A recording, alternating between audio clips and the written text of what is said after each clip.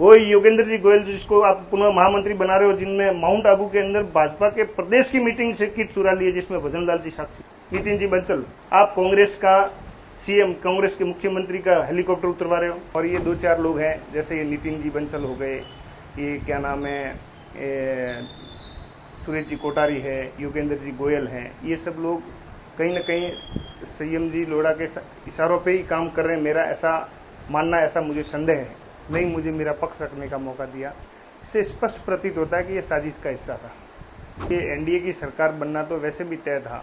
और दूसरी बात, निष्कासन अगर किसी का होता है तो वो मंच पे जाना उचित भी नहीं रहता।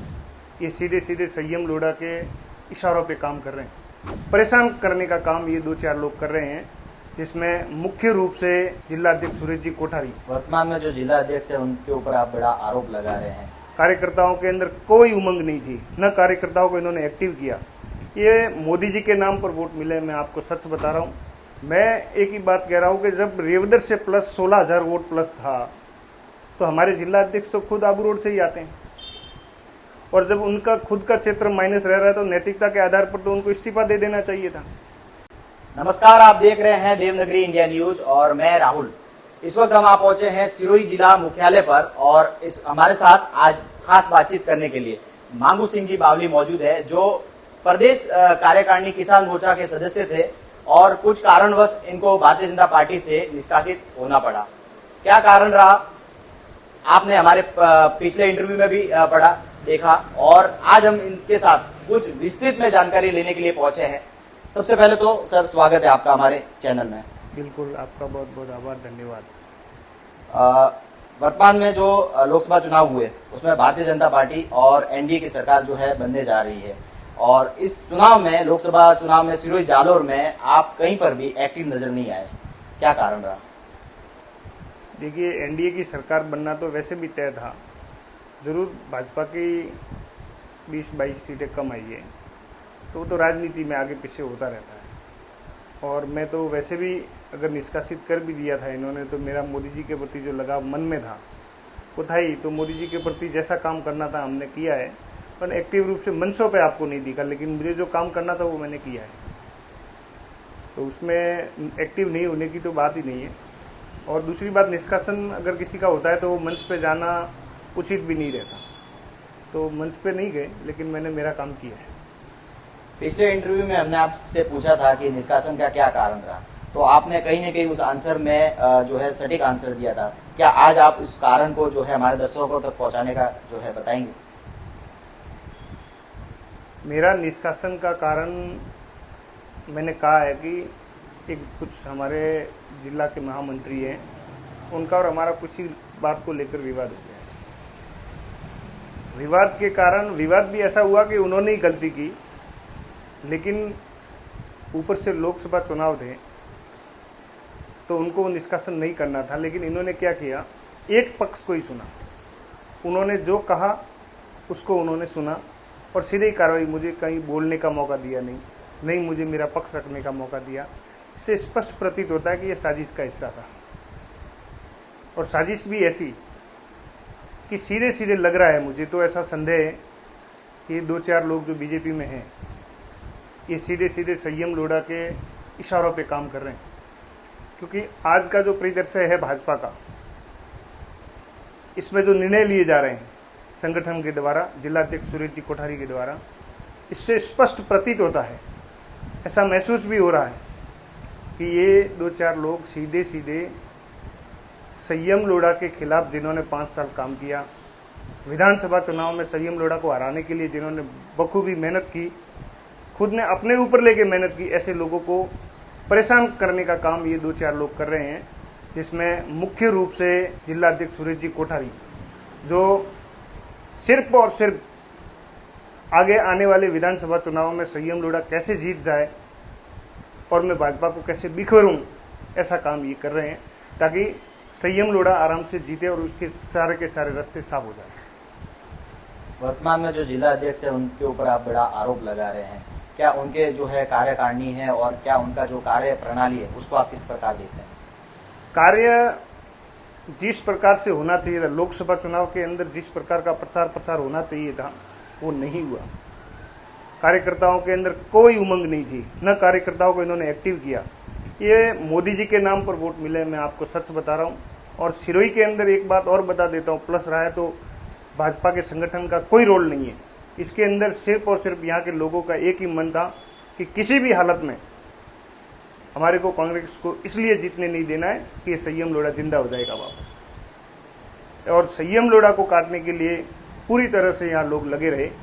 और ये लोग जो हैं संगठन के लोग, इन्होंने कार्यकर्ताओं के अंदर जोश भरने का काम नहीं किया। इन्होंने कार्यकर्ताओं को काम तक नहीं दिया कि ऐसे ऐसे काम करना, न रूपरेखा दी। फॉर्मेलिटी के तौर पे इन्होंने सिर्फ काम किया है।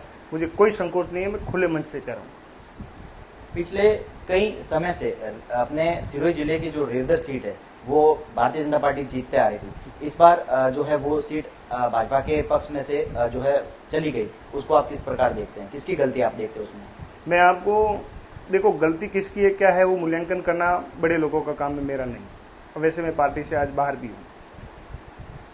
मैं एक ही बात कह रहा हूँ कि जब रेवदर से प्लस 16,000 वोट प्लस था तो हमारे जिला अध्यक्ष तो खुद आबू रोड से ही आते हैं।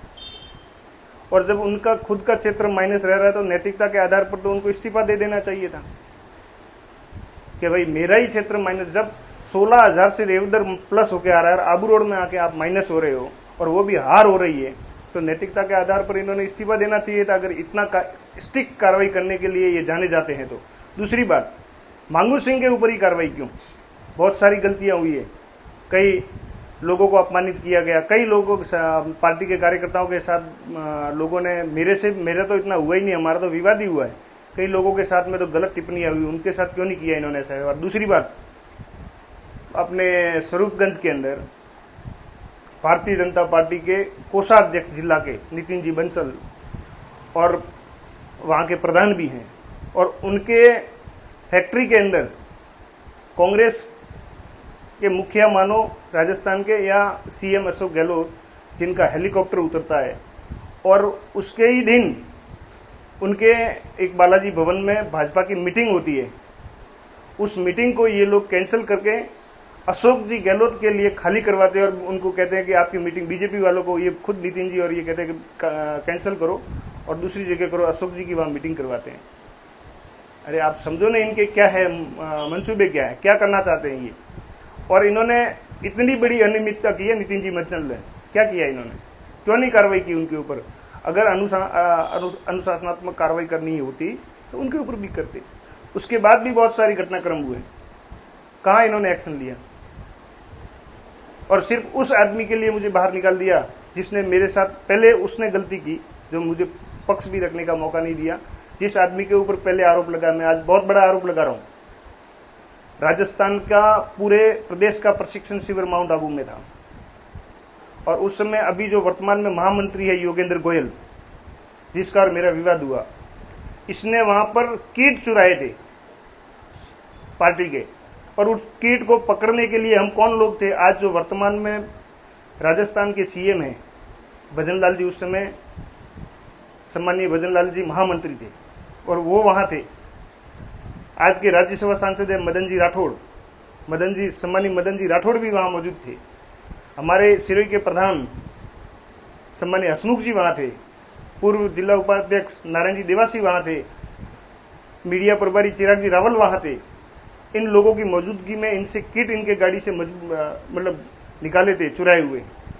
और आज ऐसे काम करने वाले लोग, और पूरा जिले में आरोप लगाए, शिवगंज में तो बखूबी आरोप लगाए कि इन्होंने पार्टी की झंडे और दुपट्टे पैसे लेके बांटे थे विधानसभा चुनावों में, पंचायती राज चुनावों में।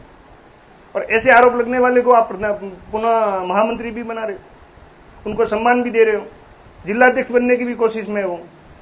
तो पार्टी क्या करना चाहती है? और हम लोग 5 साल संघर्ष कर रहे थे, हमको इसलिए बाहर निकाल दिया क्योंकि संयम लोढ़ा के रास्ते चाप करने इनको। आज भी कह रहा हूँ, और ये मजबूर कर रहे हैं हमारे को बाहर निकाल कर परेशान करके कि ये कैसे भी करके एक वापस संयम लोढ़ा की चरणों में चले जाएं। हम स्वाभिमानी लोग हैं, खुद लड़ने के लिए खड़े हो जाएंगे सामने, लेकिन ऐसा काम कभी नहीं करेंगे जिसके खिलाफ लड़े, जिसकी नीतियों के खिलाफ लड़े, जिसकी गलत नीतियों के खिलाफ लड़े, उनके सामने झुकने का काम हम कभी नहीं करेंगे। हाँ, अगर हमारे को मौका नहीं मिला अंदर जाने का तो हम हमारा खुद का झंडा खड़ा कर देंगे। जो हमारे अंदर हुनर होगी वो हमारे से छुपेगी नहीं, कोई नहीं छुपा सकता। और अगर जनता की सेवा करने का अगर मुझे मौका मिला जिस प्रकार से इन्होंने तो छोड़ा है कि भाई पार्टी से निकाल देते हैं, लेकिन मैंने मेरे मन से ठान के रखा है कि मैं अभी फिलहाल इनका रवैया देख रहा हूँ, बाकी जनता के लिए लड़ता रहूँगा। और जनता के लिए मैं 5 साल लड़ा हूँ, मुझे कोई एतराज़ नहीं है। मैंने ये सारे हथकंडे देखे हैं। उस समय भी वो ताकतवर ही था, अब ये ताकतवर हो गए, क्या कर लेंगे।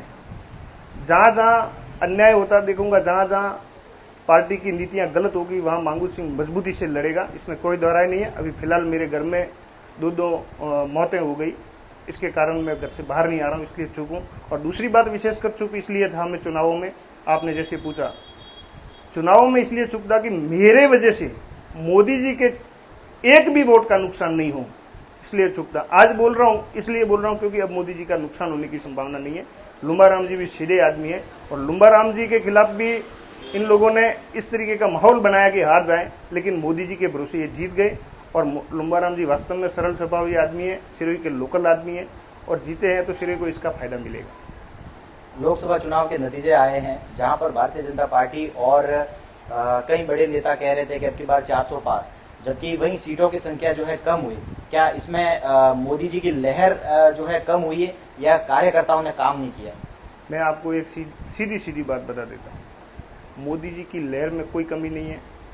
और मैं इवन ये भी बता देता हूँ कि लोग आजकल, मैं सोशल मीडिया पे देख रहा हूँ कि लोग बोल रहे हैं कि राजपूत समाज भी मोदी जी के खिलाफ था, तो ये गलत है। राजपूत समाज संपूर्ण भाजपा द्वारा जो कोई ऐसी एक्टिविटी थी जिसके कारण कोई विरोध में थे, लेकिन मोदी जी के प्रति आज भी सम्मान करते हैं, और पूरा देश मोदी जी को आज भी प्रेम करता है। और देश के सबसे लोकप्रिय नेता मोदी जी ही है, और मोदी जी ने जो काम किए हैं वो आज भी अनुकरणीय काम है। इसलिए मोदी जी के साथ में पूरा देश है। लेकिन ये निचले स्तर के जो ये जिला अध्यक्ष हो, जिला महामंत्री हो, निचले स्तर के लोग कार्यकर्ताओं के साथ में जो भेदभाव करते हैं, कार्यकर्ताओं को परेशान करने का काम करते हैं, प्रताड़ित करने का काम करते हैं, ये सब समस्याओं के कारण जूझना पड़ता है। और उसी का कारण है कि कहीं न कहीं थोड़ा बहुत नुकसान हुआ है। लेकिन हाँ, राजपूत समाज में नाराजगी थी, एक टिकट अगर काट भी देते ये लोग तो कहीं न कहीं फायदा होता। पिछले चुनावों में जो प्रदेश में सरकार बनी थी कांग्रेस की, उसमें जब देखा गया था तो आप विपक्ष में थे। भारतीय जनता पार्टी पूरे प्रदेश में विपक्ष में थी। आपने विपक्ष में रहते हुए कई जो है अपनी भूमिका अर्जित की थी। हमने आपको देखा था, कई बार आप सड़कों पर उतरे थे, कई बार इसमें भी आप जो है भारतीय जनता पार्टी का झंडा लेकर खड़े थे, और विपक्ष में जो है आपने विपक्ष की पूरी भूमिका निभाई। अब भारतीय जनता पार्टी की सरकार प्रदेश में भी है और केंद्र में भी है, और आप जो है फिर भी विपक्ष की भूमिका में बैठे हुए हैं क्योंकि आप भाजपा से निष्कासित है। कैसा महसूस करते हैं? अभी तक मैं विपक्ष में नहीं हूँ। मैं अभी तक यही सोच के बैठा हूँ कि भारतीय जनता पार्टी का हिस्सा, हाँ ठीक है, निष्कासित किया है, क्योंकि मेरे पास कांग्रेस के भी ऑफर थे, ऐसा नहीं है कि उन्होंने किया आ जाओ, लेकिन मैं इसलिए सिर्फ नहीं गया क्योंकि मुझे पता है कांग्रेस में जाते ही ये लोग कहेंगे मोदी जी को खिलाफ बोलो, योगी जी के खिलाफ बोलो। अब जो अच्छा काम कर रहे हैं उसके खिलाफ कैसे बोलेंगे? जो अच्छा काम कर रहा है उसके खिलाफ तो हम कैसे बोल सकते हैं? इसलिए मैं नहीं गया। दूसरी बात, इन लोगों ने जिस प्रकार का व्यवहार किया मेरे साथ, इनको पता था कि मांगू सिंह एक ईमानदार आदमी है, और ये 2-4 लोग हैं, जैसे ये नितिन जी बंसल हो गए, ये क्या नाम है, सुरेश जी कोठारी है, योगेंद्र जी गोयल हैं, ये सब लोग कहीं न कहीं संयम जी लोढ़ा के इशारों पे ही काम कर रहे हैं, मेरा ऐसा मानना, ऐसा मुझे संदेह है। और ये सोच रहे हैं कि ऐसे आदमी को कमज़ोर कर दो। इनको पता है कि ये विपक्ष में लड़ा, मजबूत आदमी है, ईमानदारी से बोलता है, ईमानदारी से काम करता है और मुंह पे बोलता है, तो इनको लगा कि सत्ता आई है, कहीं कहीं अपने काम निकलवाने होंगे तो ये कहीं कहीं रोड़ा बनेगा। इससे पहले इन्होंने मेरा रास्ता साफ कर दिया। कोई फर्क नहीं पड़ता, लड़ने वालों के लिए तो खूब सारा बड़ा मैदान पड़ा है। क्या भारतीय जनता पार्टी आपको वापस न्योता देती है भारतीय जनता पार्टी में आने के लिए, तो आप क्या वापस आएंगे? मैं आपको एक बता देता हूँ, पार्टी के अंदर आना नहीं आना वो अलग बात है। पार्टी न्योता क्या दे, मैं तो वैसे ही पार्टी के साथ ही, मेरे दिल के अंदर पार्टी है, खत्म हो गई ना बात।